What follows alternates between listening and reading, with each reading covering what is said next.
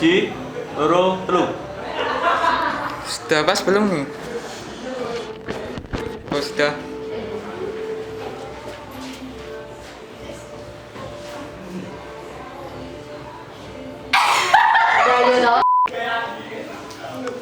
Sudah pas belum nih? Sudah.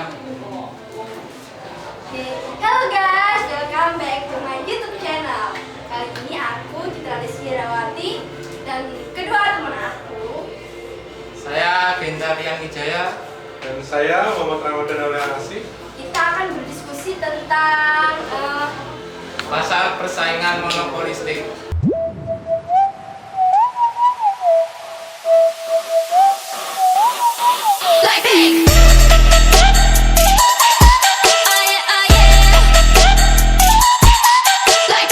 Oke.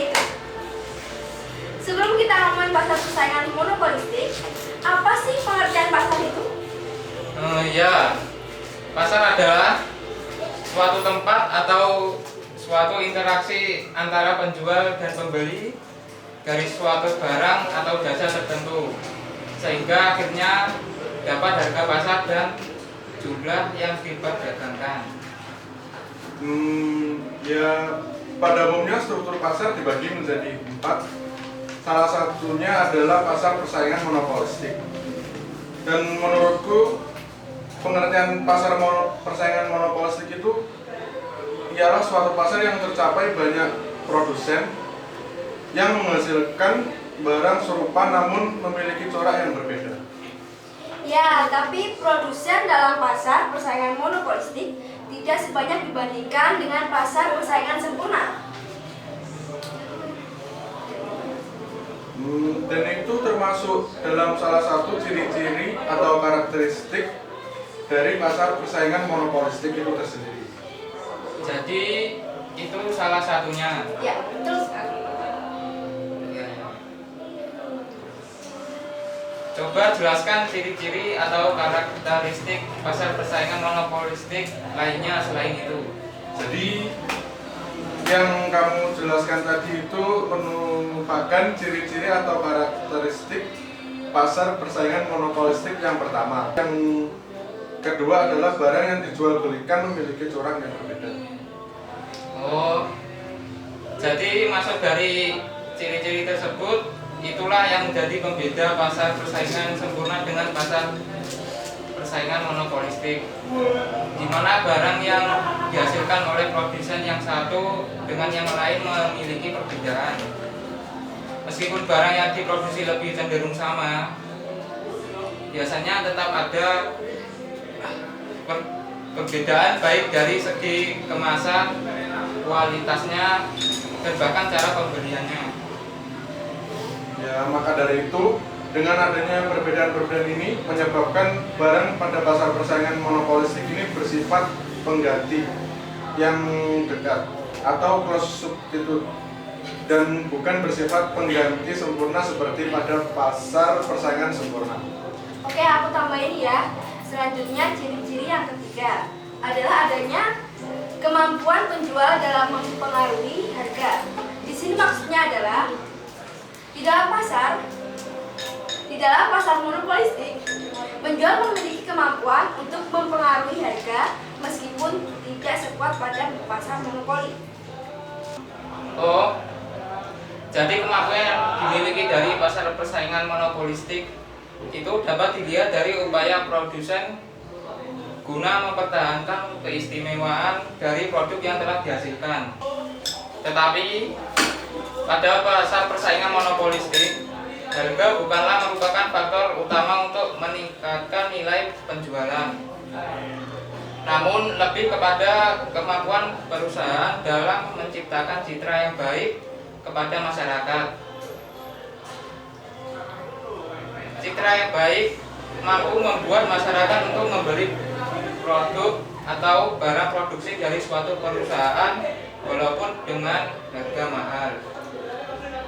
Saya setuju dengan pendapat kamu, oke? Jadi salah satu contohnya pada produk-produk peralatan mandi seperti sampo, pasta gigi, sabun mandi dan sebagainya.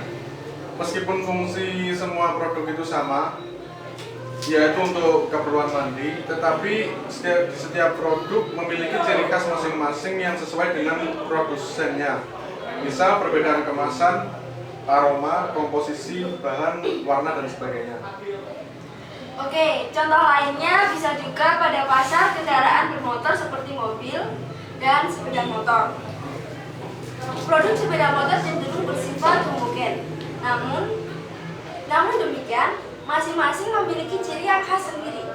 Ciri khususnya misalkan pemakaian bahan bakar yang irit atau bisa memiliki keunggulan pada mesin yang stabil dan untuk jarak jauh. Karena setiap merek mempunyai ciri-ciri khas, maka tiap-tiap merek mempunyai pelanggan setia sendiri. Oke, siap. Jadi kita lanjut ke ciri-ciri yang nomor 4, yaitu adanya kemudahan penjual untuk keluar masuk pasar. Maksudnya pasar persaingan monopolistik tidak mempunyai hambatan untuk dimasuki oleh para produsen sehingga dapat keluar masuk secara bebas. Hal ini disebabkan adanya faktor mobilitas tidak terbatas dan tidak ada biaya yang harus dikeluarkan untuk memindahkan faktor produksi. Bagi produsen yang memiliki modal untuk menjual produknya dapat masuki pasar. Bagi produsen yang merasa rugi dapat keluar pasar, dan konsumen memiliki kebebasan untuk membeli barang di pasar kapanpun. Oh ya. Dan saya pernah membaca tentang pasar persaingan monopolistik. Itu kegiatan promosi adalah hal yang sangat penting. Ya, benar sekali. Jadi, dengan adanya kegiatan promosi, barang atau produk yang dihasilkan perusahaan akan menarik perhatian dan minat para konsumen atau masyarakat pada umumnya. Jadi, dengan adanya kegiatan promosi, barang atau produk yang dihasilkan perusahaan akan menarik perhatian dan minat para konsumen atau masyarakat pada umumnya. Tidak sedikit perusahaan yang menjual barangnya dengan harga yang relatif tinggi, namun tetap menarik minat para pembeli. Perilaku seperti ini disebabkan oleh barang yang memiliki fungsi yang sama, namun berbeda corak, akan menimbulkan daya tarik yang berbeda pula terhadap pembeli. Ya, jadi untuk itu para konsumen dalam mempengaruhi cita rasa para pembeli melakukan persaingan dengan cara memodifikasi atau memperbaiki mutu atau kualitas barang serta desain iklan yang menarik dan lain sebagainya. Nah, itulah beberapa ciri-ciri atau karakteristik dari pasar persaingan monopolistik. Di dalam sebuah pasar pasti memiliki kelebihan dan kelemahan. Adapun beberapa kelebihan dari pasar persaingan monopolistik, di antaranya yaitu menghasilkan barang dengan beda corak. Jadi, kelebihan yang satu ini sama dengan ciri-ciri atau karakteristik yang dimiliki pasar persaingan sempurna tadi? Ya, konsumen merasa diuntungkan dengan adanya barang yang berbeda corak. Dikarenakan mereka bisa memilih produk barang yang sesuai dengan selera dan kemampuan daya belinya, sehingga dapat meningkatkan kesejahteraannya. Dan kelebihan selanjutnya adalah penyaluran atau distribusi dalam masyarakat lebih merata.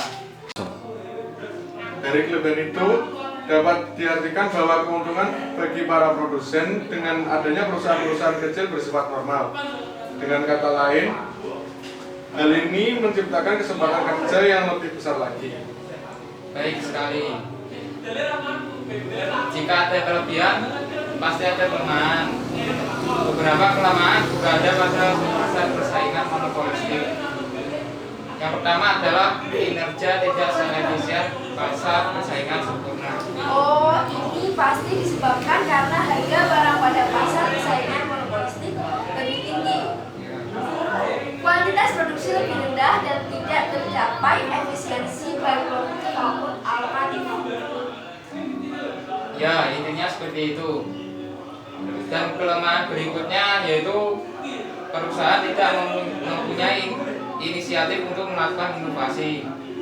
Maksudnya, modal yang lebih terbatas, pasar yang terbatas, dan kecenderungan untuk memperoleh keuntungan dalam jangka panjang menghalangi produsen atau perusahaan untuk menciptakan inovasi. Raise a cup up for all my day ones. Two middle fingers for the haters. Let's only getting greater. Straight up from nothing we go. Higher than the highest skyscraper. No little league we made. Proof is in the paper. We put the